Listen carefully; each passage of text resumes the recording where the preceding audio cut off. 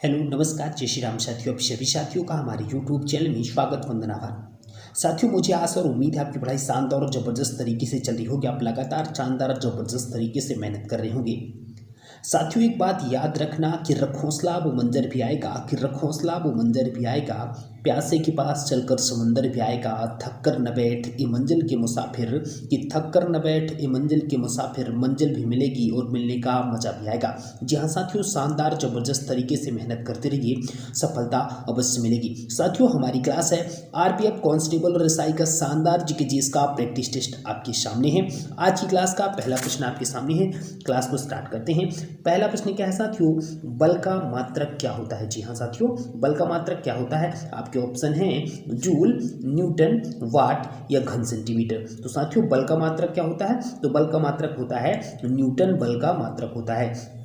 जैसे 10 न्यूटन एक कोई बल कहलाता है, 5 न्यूटन एक बल कहलाता है। बल को इस तरह से रिप्रेजेंट करते हैं। साथियों, यहाँ पे जूल दिया हुआ है। जूल किसका मात्रक होता है, तो ध्यान रखना ऊष्मा को मेजर करने के लिए हम जूल का यूज करते हैं। ऊष्मा को जूल में मेजर करते हैं। वाट किसमें, तो शक्ति को रिप्रेजेंट करने के लिए शक्ति का एसआई मात्रक क्या होता है, वाट होता है। तो ध्यान रखना है, शक्ति का एसआई मात्रक क्या होता है, वाट होता है। शक्ति क्या कहते हैं, ऊर्जा के परिवर्तन या रूपांतरण की जो दर होती है वह क्या कहलाती है, शक्ति। क्या, ऊर्जा के रूपांतरण की जो दर होती है वह वाट कहलाती है, ये शक्ति कहलाती है। ठीक है, ध्यान रहेगा क्या। चलें अगले प्रश्न की तरफ। अगला प्रश्न क्या दिया हुआ है, वायु क्या है। जी हाँ साथियों, वायु क्या होता है। वायु क्या है, आपके ऑप्शन है तत्व, मिश्रण, यौगिक या इनमें से कोई नहीं। तो साथियों, वायु एक क्या है, वायु एक मिश्रण है। वायु एक क्या है, मिश्रण है। तत्व क्या कहलाता है साथियों, जैसे मैं बोलूँ मैग्नीशियम, जो अपने मतलब एक चीज़ों से मिलकर, उसमें कोई भी चीज़ समाहित नहीं होती। मैग्नीशियम, एल्यूमिनियम, जितने भी एलिमेंट होते हैं, एलिमेंट जिनको अपन कह देते हैं एलिमेंट बोले तो पीरियोडिक टेबल में जितने 118 जो तत्व दिए हुए हैं ना, वो सारे तत्वों का मतलब ये होता है। जैसे मैं बोलूँ लोहा, तो लोहा में और भी कोई चीज़ घुलनशील नहीं है। लोहा अपने आप में लोहा है। और चांदी है जिसमें कोई भी चीज़ घुलनशील नहीं होती है, वो अपने प्योर तत्वों से मिलकर बनी होती है, उसको अपन तत्व कह देते हैं। मैग्नीशियम, एल्यूमिनियम, जितने भी पीरियोडिक टेबल में 118 एलिमेंट दिए हुए सारे तत्वों के अंतर्गत आएंगे। ठीक है। यौगिक क्या होता है, यौगिक ऐसी चीज़ होती है जैसे बोल दूँ CO2, जिसमें कार्बन डाइऑक्साइड और ऑक्सीजन का एक फिक्स्ड रेशियो होता है।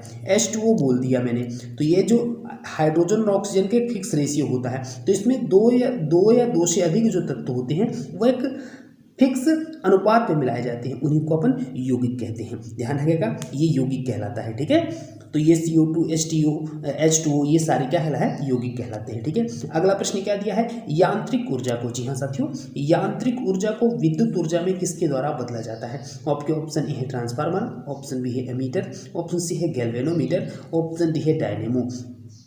यांत्रिक ऊर्जा को विद्युत ऊर्जा में किसके द्वारा बदला जाता है, तो हमारे इस प्रश्न का राइट आंसर हो जाएगा डायनेमो के द्वारा। किसके द्वारा, डायनेमो के द्वारा यांत्रिक ऊर्जा को विद्युत ऊर्जा में बदला जाता है। साथियों, ट्रांसफार्मर का काम क्या होता है, यह उच्च वोल्टेज को निम्न वोल्टेज में परिवर्तित करने का काम क्या करता है, ट्रांसफार्मर करता है। ठीक है, उच्च वोल्टेज को निम्न वोल्टेज में। अमीटर क्या होता है, यह जो होती है विद्युत की दिशा पता करता है। क्या पता करता है, विद्युत की दिशा पता करता है। विद्युत की दिशा पता करना काम किसका होता है, अमीटर की मदद से हम विद्युत की दिशा को पता लगा पाते हैं। साथियों, गैल्वेनोमीटर क्या होता है, तो गैल्वेनोमीटर क्या होता है, विद्युत धारा को बताता है। किसको बताता है, विद्युत धारा को पता करने के लिए हम गैल्वेनोमीटर का यूज करते हैं। ठीक है, विद्युत धारा, ध्यान रहेगा क्या लिख लेना है, विद्युत धारा को पता करने के लिए गैल्वेनोमीटर का यूज किया जाता है। ठीक है, चलें क्या अगले प्रश्न की तरफ। अगला प्रश्न क्या है, अगला प्रश्न है यदि पृथ्वी से, जी हाँ साथियों, प्रश्न है यदि पृथ्वी पर से कोई चट्टान चंद्रमा पर ले जाई जावेगी तो क्या होगा। उसके भार में कोई अंतर नहीं आएगा, या उसकी मात्रा में कमी आएगी, या उसके भार में कमी आएगी, या उसके भार में वृद्धि होगी। तो साथियों, यदि पृथ्वी से कोई एक चट्टान चंद्रमा पर ले जाई जाएगी तो उसमें क्या होगा, तो क्या होगा साथियों, उसके भार में क्या आएगी, कमी आएगी। क्या आएगी, उसके भार में कमी आएगी। तो ऑप्शन सी हमारे इस प्रश्न का राइट आंसर हो जाए। क्यों हो जाता, कोई भी जो वस्तु होती है वह चंद्रमा पर ले जाने से पृथ्वी की अपेक्षा 1/6 हो जाती है। यानी कोई व्यक्ति यदि 36 उसका वेट है, किसका 36 उसका वेट है, तो उसका वेट वहाँ पे कि चंद्रमा पे कितना हो जाएगा 6 हो जाएगा, 1/6 हो जाता है, तो उसके भार में कमी आ जाएगी। यदि कोई पूछेगा द्रव्यमान, तो द्रव्यमान में कोई परिवर्तन नहीं होता, भार में परिवर्तन हो जाता है। ठीक है, ध्यान रखेगा क्या, बिल्कुल दिमाग में बात आई क्या, बिल्कुल आ गई होगी। ठीक है, क्योंकि जो द्रव्यमान होता है, जो भार होता है, वो मास और ग्रेविटी से मिलकर बना होता है। और ग्रेविटी क्या होती है, चांद पे क्या होती है, पृथ्वी की ग्रेविटी अधिक होती है, और चांद में उतनी ग्रेविटी नहीं होती, ग्रेविटी कम होती, इस वजह से वहाँ पे भार परिवर्तन हो जाएगा, 1/6 हो जाता है। ध्यान रखेगा क्या, क्योंकि भार जो होता है वह मास और ग्रेविटी से मिलकर बना होता है। समझ में आई बात, बिल्कुल आ गई होगी। चलिए अगले प्रश्न की तरफ। अगला प्रश्न क्या है, सल्फर का उपयोग होता है। जी हाँ साथियों, सल्फर का उपयोग होता है, किसके लिए सल्फर का उपयोग होता है, ये क्वेश्चन है। सल्फर का उपयोग कहीं किसके लिए होता है, डायनामाइट में, गन पाउडर में, बारूद में, या उपयुक्त सभी में। तो साथियों सल्फर का प्रयोग किसके लिए किया जाता है, डायनामाइट में भी सल्फर का प्रयोग होता है, गन पाउडर में भी होता है, बारूद बनाने में भी सल्फर का प्रयोग किया जाता है। इसलिए इस प्रश्न का राइट आंसर क्या हो जाएगा, उपयुक्त सभी। ठीक है, चलिए अगले प्रश्न की तरफ। अगला प्रश्न क्या है, बिल्ली को रात में अधिक दिखाई देता है। जी हाँ साथियों, बिल्ली को रात में अधिक दिखाई देता है, क्यों दिखाई देता है। ऑप्शन ए है स्वभाववश, या पुतली की विशेष बनावट की वजह से, या दिन में नींद आने से, या इनमें से कोई नहीं। तो साथियों बिल्ली को रात में अधिक दिखाई देता है, किस वजह से, जो उसकी पुतली की विशेष बनावट होती, क्या होती है, पुतली की विशेष बनावट की वजह से बिल्ली को रात में अधिक दिखाई देता है। ध्यान रहेगा क्या, ये हमारे ऑप्शन भी हमारे इस प्रश्न का राइट आंसर हो जाएगा। अगला प्रश्न क्या है, अगला प्रश्न देखते हैं। ये प्रश्न थोड़ा सा अलग तरीके से प्रिंट हुआ, ध्यान दीजिएगा। ऊष्मा की सबसे अधिक चालक ऊष्मा की सबसे अच्छी चालक कौन सी धातु, ऊष्मा की सबसे अच्छी चालक इनमें से कौन सी धातु है। ठीक है, ऑप्शन सोना, एल्यूमिनियम, या चांदी, या पीतल। तो साथियों ऊष्मा की सबसे अच्छी चालक कौन सी धातु हो जाएगी, तो ऑप्शन हो जाएगा चांदी। ठीक है, चांदी जो होती है उसमें विद्युत की सबसे अच्छी चालक होती है, विद्युत की भी सबसे अच्छी चालक चांदी ही कहलाती है। तो ऑप्शन सी हमारे इस प्रश्न का राइट आंसर हो जाएगा। ठीक है, अगला प्रश्न क्या दिया है, अगला प्रश्न है, गर्मी में मकान को सफेद रंग से पुतवाना क्यों पसंद करते हैं। जी हाँ साथियों, गर्मी में मकान को सफेद रंग से पुतवाना क्यों पसंद करते हैं। ऑप्शन ए है आंखों को अच्छे लगते हैं, या ऑप्शन बी है ऊष्मा के कुचालक होते हैं, या ऑप्शन सी ऊष्मा के अच्छे परावर्तक होते हैं, या ऑप्शन डी ऊष्मा के सुचालक होते हैं। तो साथियों जो गर्मी में मकान जो सफ़ेद रंग होता है वह ऊष्मा का अच्छा परावर्तक होता है, उसको क्या कह सकते हैं, ऊष्मा के अच्छे क्या होते हैं, परावर्तक होते हैं। ये ऊष्मा को अपनी तरफ आने नहीं देते, परावर्तित कर देते हैं, ट्रांसफर कर देते हैं। ठीक है, और जो ब्लैक होता है, जो काला कलर होता है, वो ऊष्मा को अवशोषित करता है, तो ध्यान रखना है। ठीक है, इसीलिए जनरली लोग सफ़ेद कपड़ों का उपयोग भी गर्मी के दिनों में करते हैं। ठीक है, क्योंकि यह ऊष्मा के अच्छे परावर्तक होते हैं। अगला प्रश्न क्या है, केतली में लकड़ी का हैंडल क्यों लगाते हैं। जी हाँ साथियों, केतली में लकड़ी का हैंडल क्यों लगाते हैं।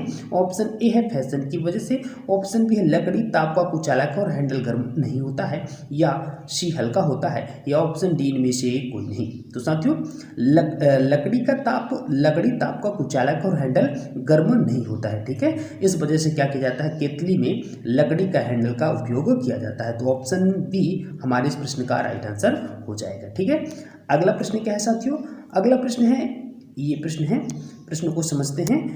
एक ताप एवं दाब पर समान आयतन वाली गैसों में अणुओं की संख्या समान होती है। जी हाँ साथियों, एक ही ताप एवं दाब पर समान आयतन वाली गैसों में अणुओं की संख्या समान होती है। तो निम्नलिखित में से यह नियम कौन सा है।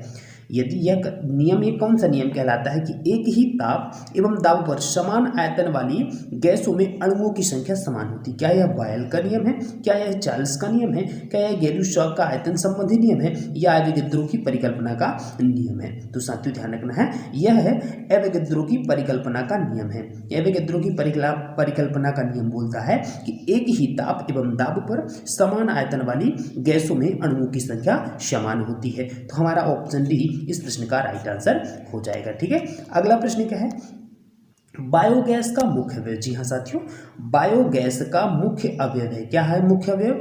Option A ethane, option B ammonia, option C methane, option D ethylene. तो साथियों बायोगैस का मुख्य अवयव क्या होता है? बायोगैस का मुख्य अवयव होता है मीथेन, इसको CH4 प्राकृतिक गैस भी इसको बोलते हैं, ध्यान देना। इसको किस नाम से भी जाना जाता है? प्राकृतिक गैस के भी नाम से भी जाना जाता है, ध्यान रखना है। क्या बोलते हैं? प्राकृतिक गैस के भी नाम से इसको जानते हैं, तो ध्यान रखना है, प्राकृतिक गैस हो जाएगा, ये भी ध्यान रखना है। CH4 इसका फार्मूला होता है, ठीक है। कृत्रिम रूप से फलों को किसके द्वारा पकाया जाता है? एथिलीन के द्वारा पकाया जाता है। क्या? कृत्रिम रूप से फलों को पकाना, कृत्रिम रूप से फल पकाना, ठीक है, फल पकाना किसके द्वारा किया जाता है? ध्यान रखना है, एथिलीन के द्वारा, ठीक है। लिख लीजिएगा, नोट कर लीजिएगा, यहाँ स्पेस थोड़ा सा कम है, ये इसको ऊपर कर देता हूँ। फल पकाना किसके द्वारा किया जाता है? एथिलीन के द्वारा किया जाता है, पकाना। अरे ये क्या लिख गया, ठीक है, ध्यान रहेगा, क्या पकाना लिख लीजिएगा, ठीक है। अगला प्रश्न क्या है? अगला प्रश्न देखते हैं। जब हम, जी हाँ, प्रश्न हमारा क्या है? जब हम वायुमंडल में ऊपर की ओर जाते हैं तो, जब हम वायुमंडल में ऊपर की ओर जाते हैं तो क्या होता है? ताप कम होता है तथा दाब बढ़ता है, या ताप बढ़ता है तथा दाब कम होता है, या ताप तथा दाब दोनों बढ़ते हैं, या ताप व दाब दोनों ही घटते हैं। तो साथियों क्या हो जाएगा? जब हम वायुमंडल में ऊपर की ओर जाते हैं तो क्या होता है? ताप व दाब दोनों ही घटने लगते हैं। क्या होता है? तापमान भी और दाब भी दोनों क्या होने लगता है? प्रेशर भी क्या होने लगता है? घटने लगता है। तो जब हम वायुमंडल के ऊपर की ओर जाते हैं तो ऑप्शन डी हमारे प्रश्न का राइट आंसर हो जाएगा, ठीक है। अगला प्रश्न क्या है साथियों? नेत्र के लेंस में फोकस दूरी किसके द्वारा सही रखी जाती है? जी हाँ साथियों, नेत्र के लेंस में फोकस दूरी किसके द्वारा सही रखी जाती है? ऑप्शन ए रेटिना के द्वारा, ऑप्शन बी आइरिस के द्वारा, ऑप्शन सी है सिलरी मांसपेशियों के द्वारा, या ऑप्शन डी कार्निया के द्वारा। तो साथियों नेत्र के लेंस में फोकस दूरी किसके द्वारा सही रखी जाती है? तुम्हारा राइट आंसर हो जाएगा किसके द्वारा? सिलरी मांसपेशियों के द्वारा। किसके द्वारा? सिलरी मांसपेशियों के द्वारा। ये सिलरी मांसपेशियों के कारण ही बुजुर्गों में फिर समय के कारण जब बुजुर्ग बूढ़े हो जाते हैं तो दिखाई नहीं देता, क्योंकि सिलरी जो मांसपेशियां होती है वो कमजोर हो जाती है। तो हमारा प्रश्न क्या था? नेत्र के लेंस में फोकस दूरी किसके द्वारा सही रखी जाती है? तो सिलरी मांसपेशियां जो होती है वो फोकस दूरी को सही रखने का काम करती है, ठीक है। आंखों में जो प्रतिबिंब कहाँ पे बनता है? रेटिना में प्रतिबिंब बनता है। कहाँ बनता है? रेटिना में प्रतिबिंब बनता है। तो ध्यान रखना है, प्रतिबिंब आंख में कहाँ बनता है? रेटिना में प्रतिबिंब बनता है, ठीक है। अच्छा, आंखों में लेंस कौन सा लगा होता है? तो ये भी ध्यान देना, आंखों में कौन सा लेंस होता है? उत्तल लेंस होता है। कौन सा होता है? उत्तल लेंस आंखों में होता है। तो ये भी ध्यान देना है, प्रतिबिंब रेटिना में बनता है, ठीक है। चलिए, क्या अगला प्रश्न क्या है? अगला प्रश्न है, सूखी बर्फ होती है। जी हाँ साथियों, बहुत ही महत्वपूर्ण प्रश्न क्या है? सूखी बर्फ ड्राई आइस होती है। ड्राई आइस होती है ठोस, किस ठोस से बनी होती है? कार्बन मोनोऑक्साइड से, कार्बन डाइऑक्साइड से, सल्फर डाइऑक्साइड से, या हाइड्रोजन पेरोक्साइड से। तो साथियों सूखी बर्फ जो होती है वो किससे बनी होती है? कार्बन डाइऑक्साइड से बनी होती है। किससे बनी होती है? कार्बन डाइऑक्साइड, ठोस कार्बन डाइऑक्साइड से बनी होती है, ठीक है। इसका राइट आंसर हो जाएगा। कार्बन मोनोऑक्साइड CO होती है, जो धुएं से निकलती है। कैसे वाला धुएं से? जो गाड़ी वाहनों से निकलता है उसके धुएं से कार्बन मोनोऑक्साइड निकलती है, जो बहुत ही घातक होती है, ठीक है। साधारण नमक, जी हाँ साथियों, साधारण नमक का वैज्ञानिक नाम क्या है? सोडियम सल्फेट, या सोडियम क्लोराइड, या सोडियम बाइकार्बोनेट, या अमोनिया क्लोराइड। तो साथियों क्या हो जाएगा? साधारण नमक का वैज्ञानिक नाम क्या हो जाएगा? सोडियम क्लोराइड हो जाएगा, जिसको क्या बोलते हैं? NaCl के नाम से भी जाना जाता है। तो सोडियम क्लोराइड हो जाएगा हमारे प्रश्न का राइट आंसर। सोडियम बाइकार्बोनेट क्या हो जाएगा? तो NaHCO3 क्या हो जाएगा? NaHCO3 हो जाएगा, सोडियम बाइकार्बोनेट हो जाएगा, ठीक है। इसका साधारण नाम क्या होता है? जरा बताइएगा। सोडियम बाइकार्बोनेट का साधारण नाम कमेंट बॉक्स में हमको इसका आंसर चाहिए आप लोगों से, ठीक है। तो साथियों यदि हमारी क्लास आप लोग को अच्छी लगी तो हमारे चैनल को लाइक और सब्सक्राइब जरूर करिएगा, और यहाँ तक वीडियो देखने के लिए आप सभी साथियों का तहे दिल से आभार और धन्यवाद। जय जय श्री राम।